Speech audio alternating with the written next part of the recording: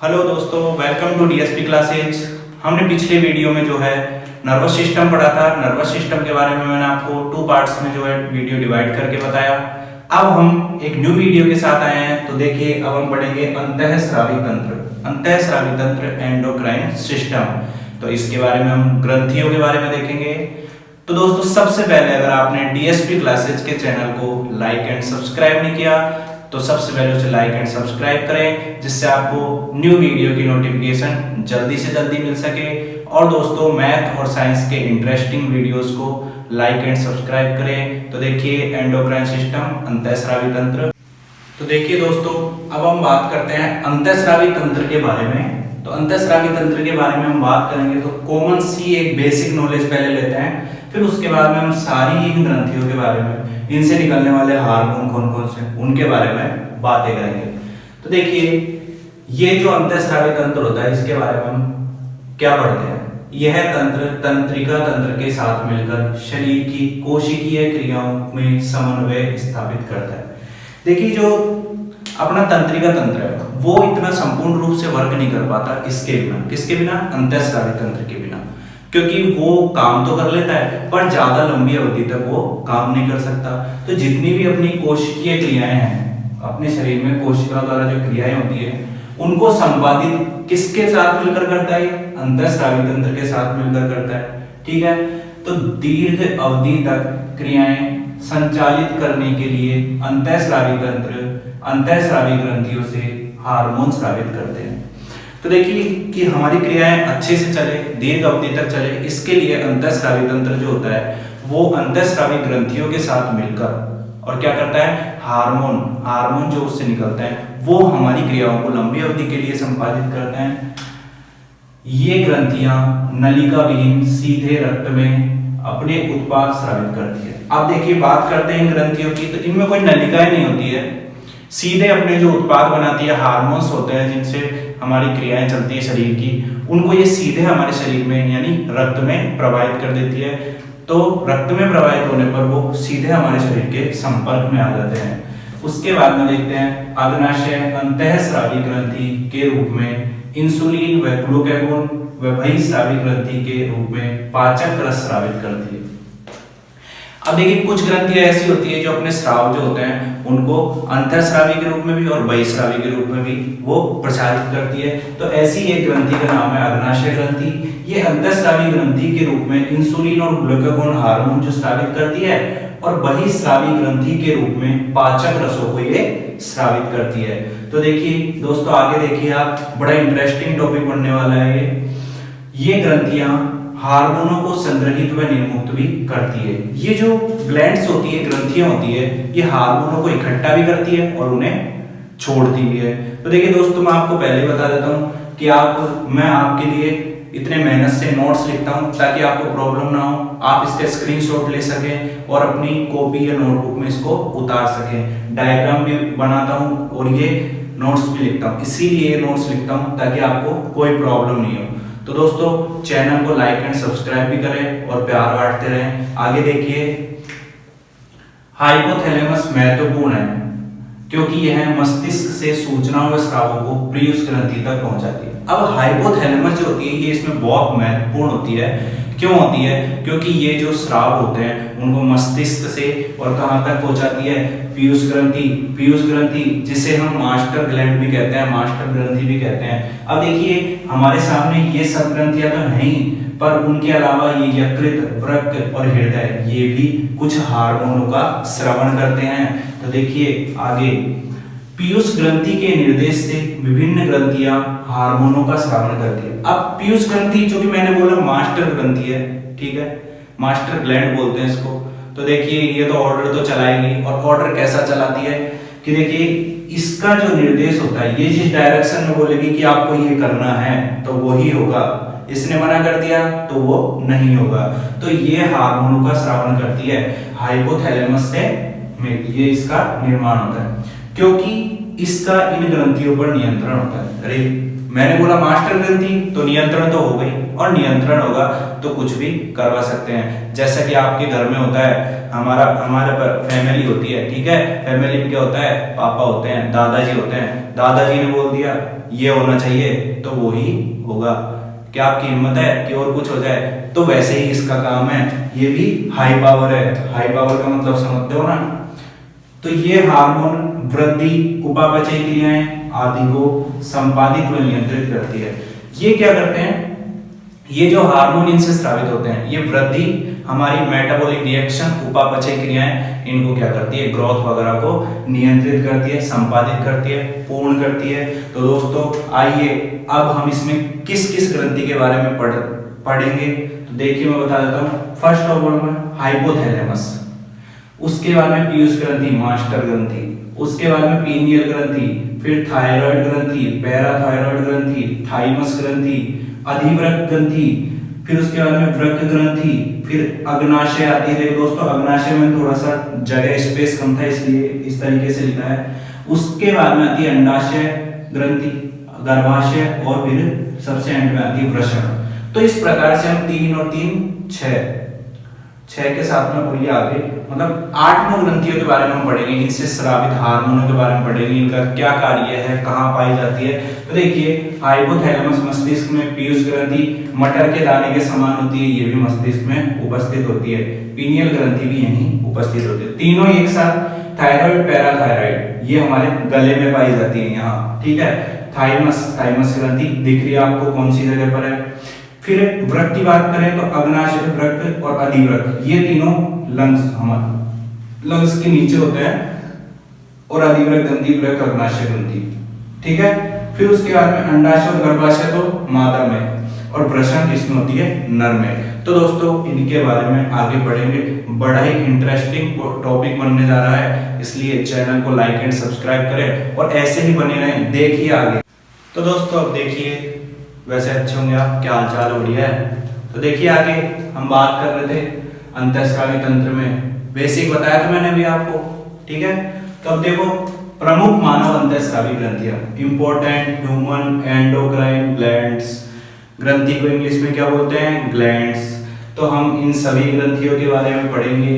तो देखिए सबसे पहले हाइपोथैलेमस लिया हमने, उसके बाद में पीयूष ग्रंथि ली हमने, उसके बाद में पीनियल ग्रंथि ली 3rd नंबर पे, ठीक है।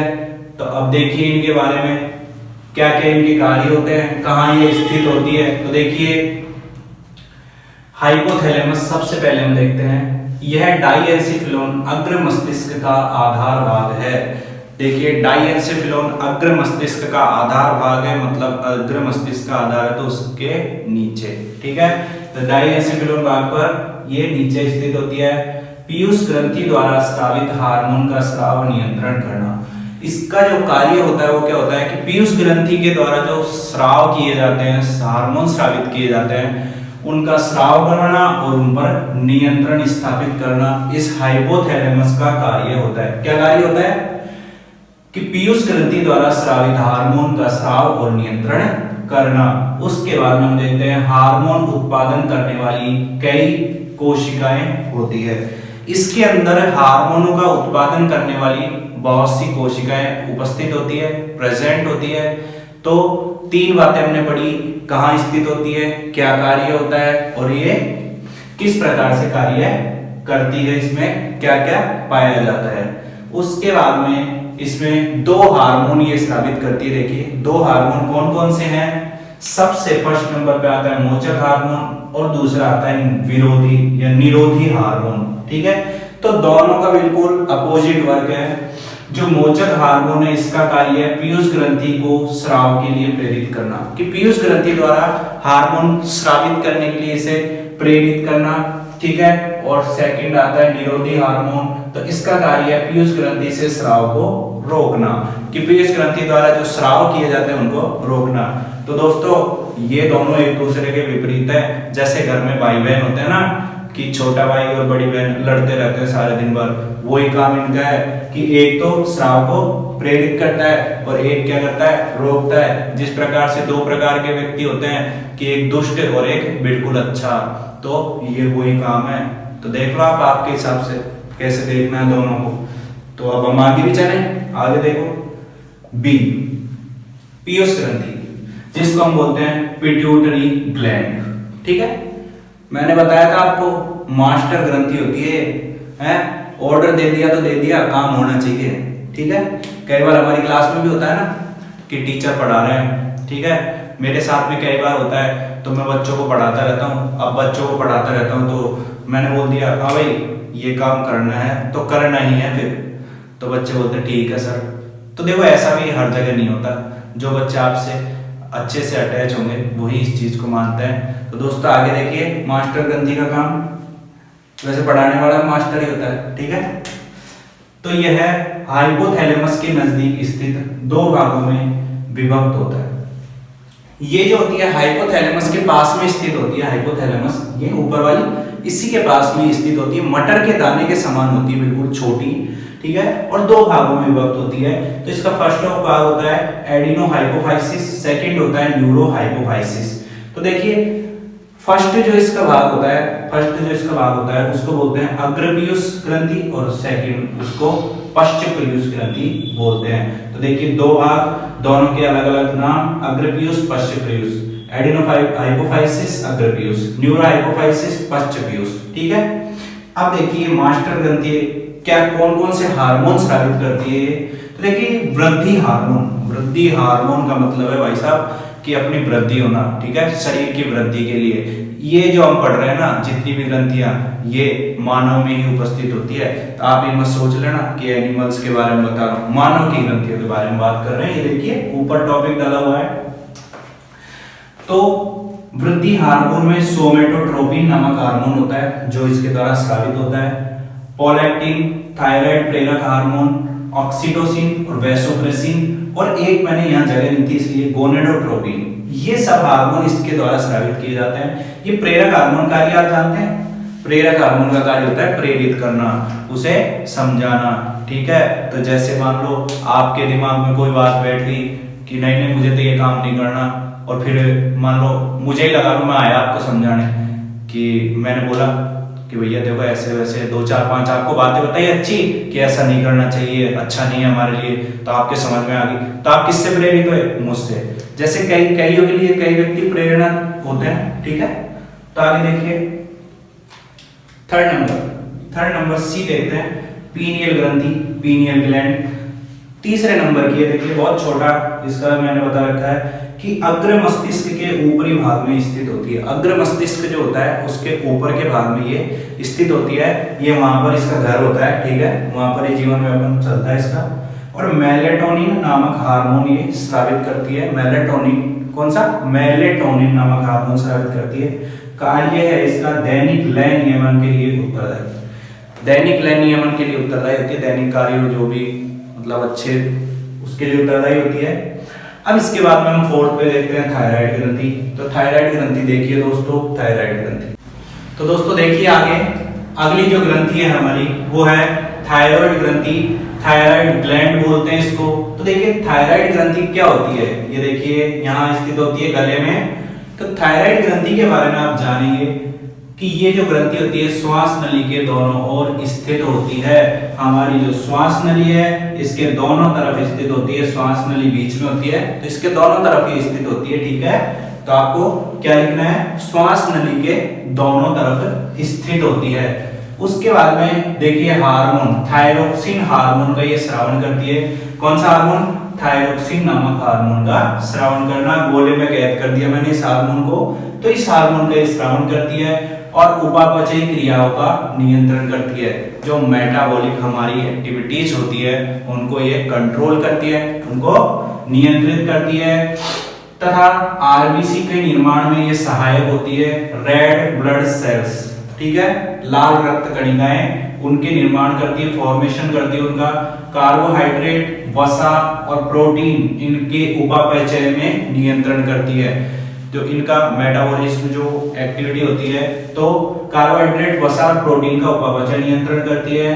आयोडीन की कमी, अब देखिए सबसे मेन चीज बताता हूं, ये जो थायरोक्सिन हार्मोन जो होता है कैसे बनता है। तो देखिए जब थायराइड ग्रंथि, तो थायरोक्सिन हार्मोन का निर्माण जब ही होगा जब हमारे शरीर में आयोडीन पर्याप्त मात्रा में होगा, और आयोडीन की कमी से थायरोक्सिन हार्मोन का निर्माण नहीं होगा। और थायरोक्सिन हार्मोन का निर्माण नहीं होगा तो आपने पढ़ाया चैप्टर नंबर फर्स्ट में या फिर जो भी है कहीं पढ़ाओ कि आयोडीन की कमी से घेंगा नामक रोग हो जाता है, घेंगा नामक रोग हो जाता है गले में, ठीक है। तो आयोडीन पर्याप्त मात्रा में होना जरूरी है। फिर उसके बाद में आता है पैराथायराइड ग्रंथि, पैराथायराइड ग्लैंड। तो देखिए दोस्तों, थायराइड ग्रंथि के पीछे गले में ये स्थित होती है। ये देखिए पैराथायराइड, थायराइड ग्रंथि के पीछे की साइड मैंने बताया कि आपको, और गले में ही ये स्थित होती है। और पैराथार्मोन नामक जो हार्मोन होता है उसका स्रावन करती है। इस हार्मोन का क्या कार्य होता है, देखिए रुधिर में कैल्शियम व फास्फेट के स्तर को नियंत्रित करना इसका कार्य होता है। जो हमारा रक्त होता है उसमें कैल्शियम और फास्फेट कितनी मात्रा है उसको नियंत्रित करना, जितना जरूरी है उतना ही मिलता है। और इस हार्मोन की कमी से टिटेनी नामक रोग हो जाता है, ठीक है, टिटेनी नामक रोग हो जाता है। उसके बाद में आता है अगला, देखिए दोस्तों थाइमस ग्रंथि। ये थाइमस ग्रंथि मैंने आपको यहां बता रखी है, ठीक है। तो थाइमस ग्रंथि देखिए, थाइमस ग्लैंड हृदय व महाधमनी के ऊपरी भाग में स्थित होती है। हृदय और महाधमनी जो होती है इनके ऊपरी भाग में स्थित होती है, ऊपर की तरफ। उसके बाद में देखिए आप थाइमोसिन नामक पेप्टाइड हार्मोन का स्रावन करती है। थाइमोसिन नामक जो हार्मोन होता है उसको ये स्रावित करती है।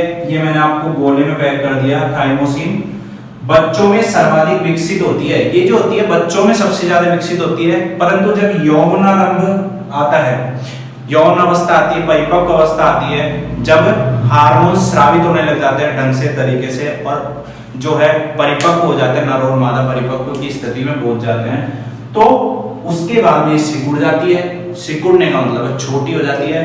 और दोस्तों इस प्रकार से मैंने आपको 6 ग्रंथियों के बारे में बताया। अब नंबर 7 पे चलते हैं अपन। तो देखिए नंबर 7 पे कौन सी ग्रंथि है उसको देखते हैं आगे।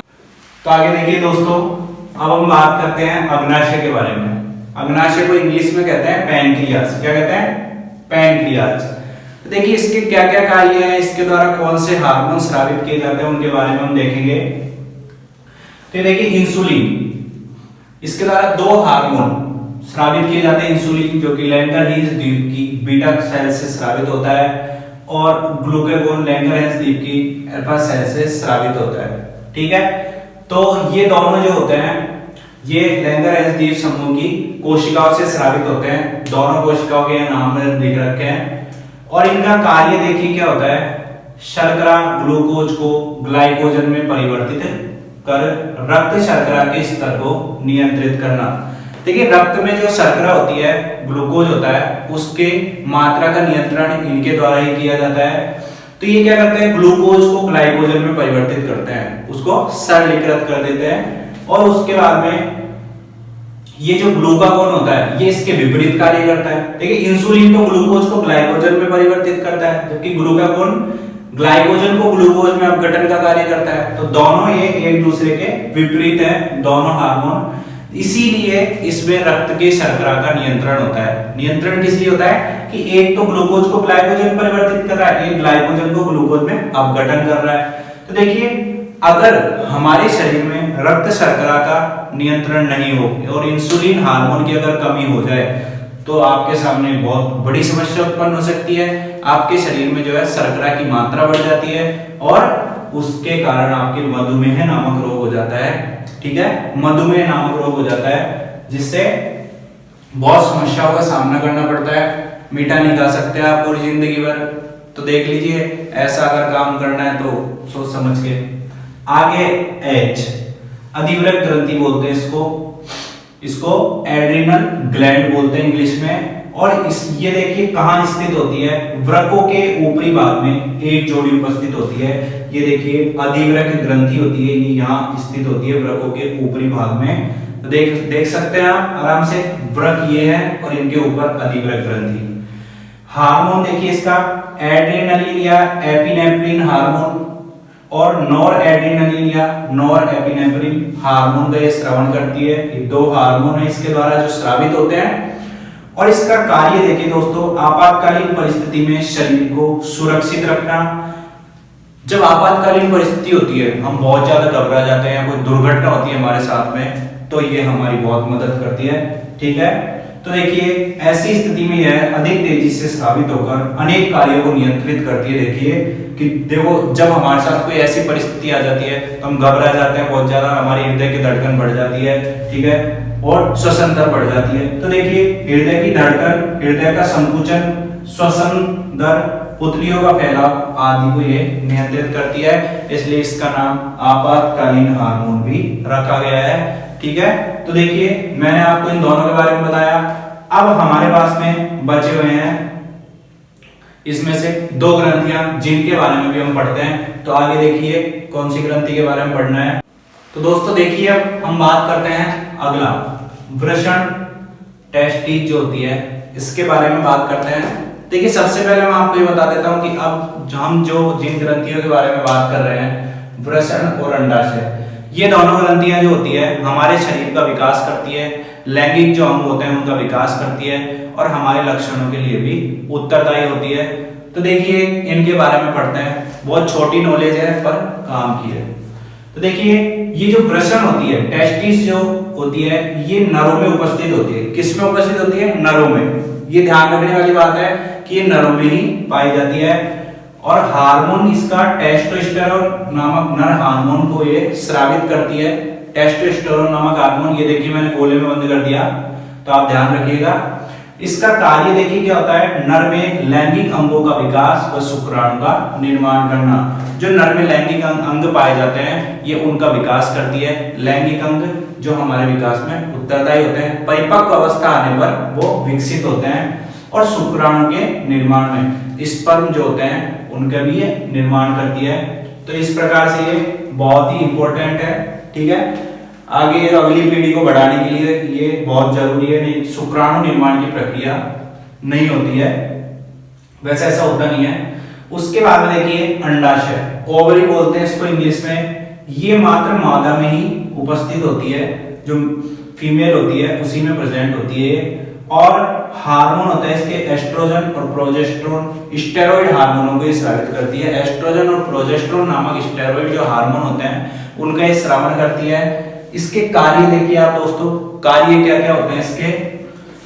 मादा में लैंगिक अंगों का विकास करना, मादा जो होती है उसमें लैंगिक अंगों का विकास करती है और विकास में जो है अंडाणु का निर्माण, ठीक है, अंडाणु का निर्माण करने लग जाती है।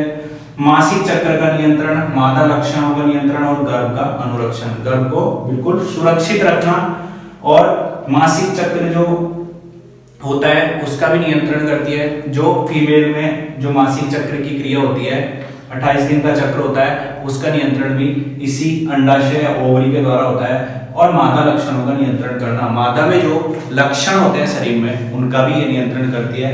तो दोस्तों इस प्रकार से हमने ग्रंथियां तो कंप्लीट रूप से पढ़ ली, पर कई जो हमारे शरीर के अंग भी होते हैं वो भी हार्मोन को स्रावित करते हैं। जैसे कि हो गया हमारे हृदय हो गया, यकृत हो गया, ये भी क्या है हार्मोन का स्रावण करते हैं।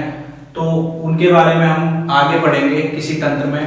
तो दोस्तों आपको अगर ये वीडियो अच्छी लगी हो तो डीएसपी क्लासेस जामडोली चैनल को लाइक एंड सब्सक्राइब करें और दोस्तों ऐसे ही प्यार बांटते रहें। मैं अगले वीडियो में नए टॉपिक के साथ मिलूंगा। थैंक यू दोस्तों, धन्यवाद।